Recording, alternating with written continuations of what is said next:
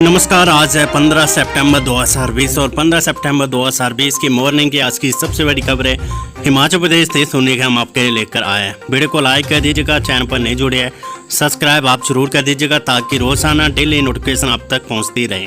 सबसे पहले आज की headline,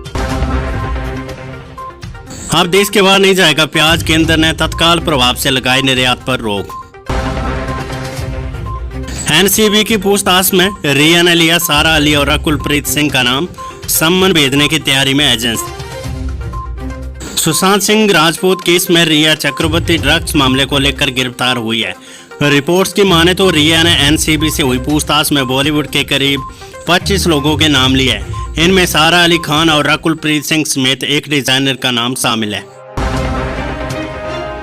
UGC net exam 2020 NTA ने आगे बढ़ाई तारीख, 24 सितंबर से होगी परीक्षा।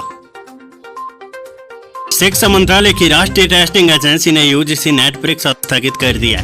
पहले 16 सितंबर से 25 सितंबर तक होने वाली ये परीक्षा अब 24 सितंबर से आयोजित की जाएगी। ये फैसला इसलिए लिया गया क्योंकि इसकी तारीख को और Indian council of agriculture research की परीक्षाओं की तिथियों में टकराव हो रहा था। एनटीए के वरिष्ठ निदेशक साधना पराशर ने कहा कि नेशनल टेस्टिंग एजेंसी 16, 17, 22 और 23 सितंबर को आईसीएआर की परीक्षा आयोजित करवाएगी। इसे देखते हुए यूजीसी नेट 2020 परीक्षा को 24 सितंबर से करवाने का फैसला लिया गया है। बिजली बोर्ड में 135 लिपिक वरिष्ठ सहायक बने। एसोसिएशन ने पदोन्नति न करने पर दी थी आंदोलन की चेतावनी। हिमाचल प्रदेश राज्य विद्युत बोर्ड ने 135 क्लर्कों को पदोन्नत कर वरिष्ठ सहायक बनाया। बिजली बोर्ड प्रबंधन की ओर से सोमवार को इसके आदेश जारी कर दिए। पदोन्नति के साथ इन अन्य स्थानों पर तैनाती दी गई है। Himachal Pradesh ministerial service association ने पदोन्नति के लिए मुख्यमंत्री जयराम ठाकुर और ऊर्जा मंत्री सुखराम चौधरी का पदोन्नति की सूची जारी करने के लिए आभार व्यक्त किया है। 10 किलोमीटर के दायरे में स्कूलों को होगा एक क्लस्टर। नई शिक्षा नीति के तहत प्रावधान, प्रधानाचार्य देखेंगे व्यवस्था। हिमाचल में नई शिक्षा नीति को लागू करने के बाद शैक्षणिक ढांचा पूरी तरह से बदल जाएगा। प्रदेश में चल रहे छोटे छोटे स्कूलों को मिलाकर एक क्लस्टर बनाया जाएगा। स्कूल तो अलग अलग चलेंगे लेकिन इनकी प्रशासनिक व्यवस्था क्लस्टर स्कूल के प्रधानाचार्य के पास होगी। नई शिक्षा नीति के तहत इस व्यवस्था को लागू किया जा रहा है। 5 से 10 किलोमीटर के दायरे में आने वाले स्कूलों का एक क्लस्टर बनाया जाएगा। टेलर की दुकान करने वाले शख्स ने चर्च तस्करी से जुटा लिए लाख को पुलिस ने जब्त की 42 लाख की संपत्ति। जिला कुल्लू के बंजार में टेलर की दुकान करने वाले एक आरोपित की आय से अधिक संपत्ति मामले में करीब 42 लाख रुपए की संपत्ति को सीज व फ्रीज किया गया है। इसके पास से पुलिस को जांच के दौरान लाखों रुपए का लेन देन का सबूत भी मिला है। पुलिस अधीक्षक कुल्लू गौरव सिंह ने बताया कि बंजार पुलिस टीम ने 4 किलो 766 ग्राम चर्च मामले में आरोपित सुरेंद्र सिंह निवासी बंजार को गिरफ्तार किया। इसके बाद पुलिस ने जांच की तो पता चला कि इसका मुख्य सप्लायर कोई और ही है। इसके बाद इस चर्च के मुख्य सप्लायर नोक सिंह निवासी दारूधर पुजाली बंजार को एनडीपीएस की धारा 29 और 201 आईपीसी के तहत 23 जुलाई 2020 को गिरफ्तार किया गया था। अभी तक आरोपी जेल में। इसके बाद पुलिस ने इसकी वित्तीय जांच की तो इससे पता चला कि नोक सिंह दूर दराज गाँव में अपनी मां, पत्नी और 4 बच्चों के साथ रहते तौर पे बंजार में टेलर की दुकान चलाता है। हिमाचल कांग्रेस अध्यक्ष बोले महाराष्ट्र के घटनाक्रम को लेकर अशांति फैलाने का प्रयास कर रही है भाजपा। मध्य प्रदेश कांग्रेस अध्यक्ष कुलदीप सिंह राठौर ने भाजपा पर आरोप लगाया कि वे महाराष्ट्र को लेकर प्रदेश में अशांति फैलाने का प्रयास कर रही है। सोमवार को जारी बयान में राठौर ने कहा कि महाराष्ट्र में बीएमसी की कार्यवाही का विरोध कर भाजपा हिमाचल में कांग्रेस नेताओं के खिलाफ अपनी भड़ास निकालकर जनता को गुमराह करने का प्रयास कर रही है। कुलदीप राठौर ने भाजपा के नेताओं द्वारा पूर्व मुख्यमंत्री वीरभद्र सिंह के खिलाफ नारेबाजी की आलोचना की है।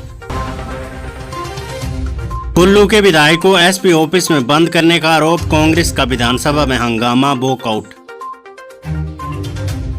विधानसभा में प्रश्नकाल शुरू होने से पहले नेता प्रतिपक्ष मुकेश अग्निहोत्री ने कुल्लू से कांग्रेस विधायक सुंदर सिंह ठाकुर को एसपी ऑफिस में बंद करने का मामला उठाया है।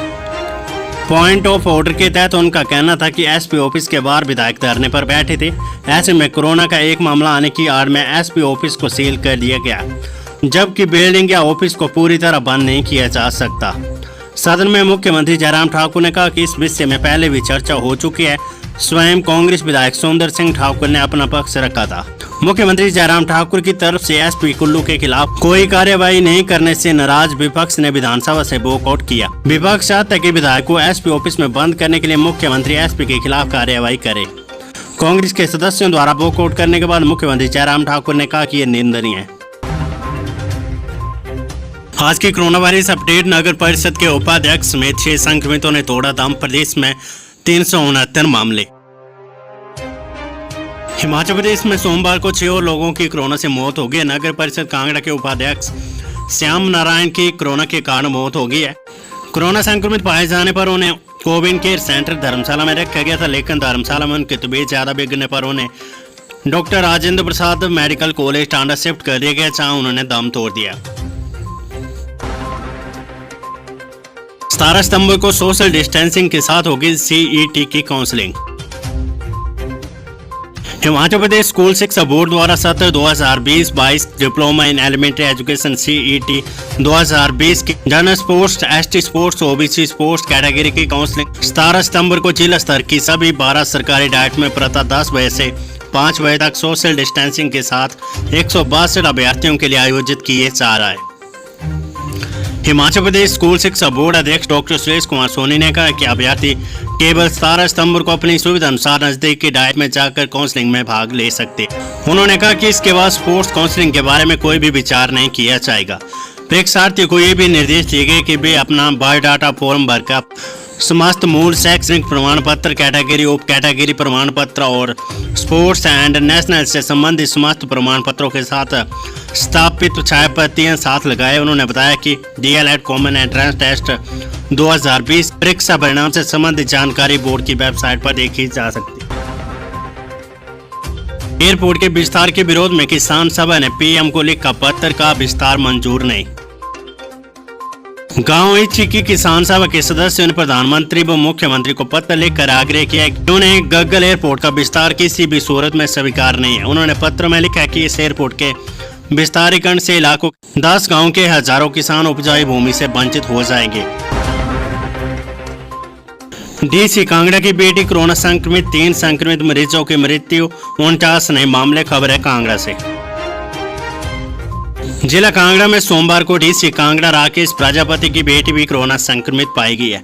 सोमवार को डीसी कांगड़ा को doctor Rajendra Prasad medical college एवं अस्पताल में शिफ्ट किया गया है। डीसी कांगड़ा 7 सितंबर को कोरोना संक्रमित पाए गए थे, जिसके बाद उनको होम आइसोलेशन में ही रखा गया था। सोमवार को स्वास्थ्य विभाग ने उनको टीएमसी के आइसोलेशन वार्ड में शिफ्ट किया है।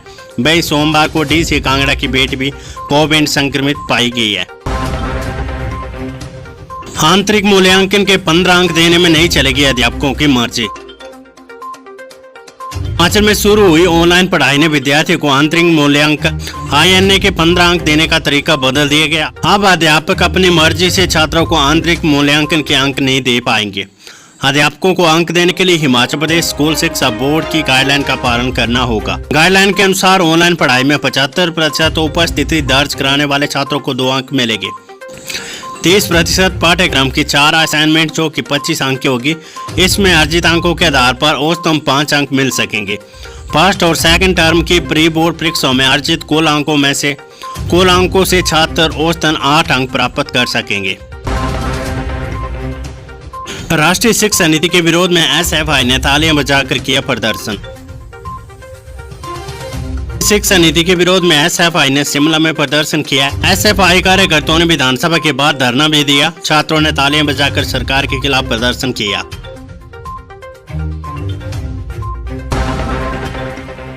उनतालीस परीक्षा केंद्रों में 60,000 विद्यार्थी देंगे पीजी परीक्षाएं। कोरोना काल के बीच हिमाचल प्रदेश विश्वविद्यालय की पीजी परीक्षाएं मंगलवार यानी आज से शुरू हो रही है। इसके लिए तैयारियां पूरी कर ली। इन परीक्षाओं के लिए विश्वविद्यालय ने तैयारियां पूरी कर ली। प्रदेश भर में 39 केंद्र स्थापित किए गए। इन केंद्रों में 60,000 से अधिक परीक्षार्थी पेपर देंगे। परीक्षा के लिए केंद्र सरकार की ओर से जारी SOP के मुताबिक इंतजाम किए गए हैं। सभी परीक्षा केंद्रों में छात्रों को परीक्षा से 1 घंटा पहले पहुंचने की सलाह दी गई है। छात्रों को परीक्षा देने के लिए मास्क साथ लाना होगा। केंद्र के बाद थर्मल स्कैनिंग की जाएगी। उसके बाद ही परीक्षा हॉल में जाने की अनुमति दी जाएगी। परीक्षा केंद्र में निर्धारित दूरी पर छात्रों को बिठाने की व्यवस्था रहेगी। विश्वविद्यालय के परीक्षा नियंत्रक डॉक्टर JS नेगी ने बताया कि सभी केंद्रों में परीक्षा सामग्री पहले ही पहुंचा दी गई है। निजी हाथों में नहीं दिए कोल्ड और सीए स्टोर, बागवान जमा करे सेब। मंत्री बागवानी मंत्री महेंद्र सिंह के उपस्थित न होने पर उनके स्थान पर शिक्षा मंत्री गोविंद सिंह ठाकुर ने कहा है कि इस वर्ष सरकार ने सीए और कोल्ड स्टोर निजी हाथों में नहीं दिए है, इन्हें सेब बागवानों के लिए खुला रखा गया है।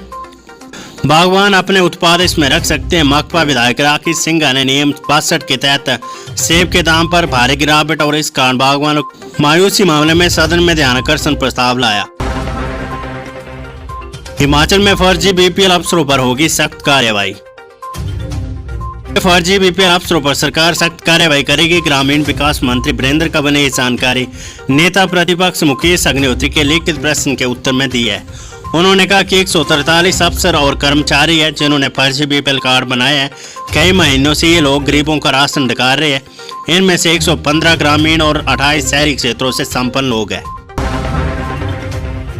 विधानसभा सत्र मंडी पठानकोट 4 लेन की भू अधिग्रहण प्रक्रिया जल्द, इन मुद्दों पर भी हुई चर्चा। मुख्यमंत्री जयराम ठाकुर ने कहा कि मंडी पठानकोट 4 लेन के लिए भूमि अधिग्रहण और प्रभावितों को मुआवजा देने की प्रक्रिया जल्द शुरू होगी। सोमवार को कांग्रेस विधायक पवन काजल के सवाल पर मुख्यमंत्री जयराम ठाकुर ने कहा कि परियोजना के लिए क्लियरेंस के मामले में सरकार आगे बढ़ी है। 4 लेन की चौड़ाई 35 से 40 मीटर होगी। इसके आधार पर इस सड़कों की डीपीआर संशोधित की जा रही है।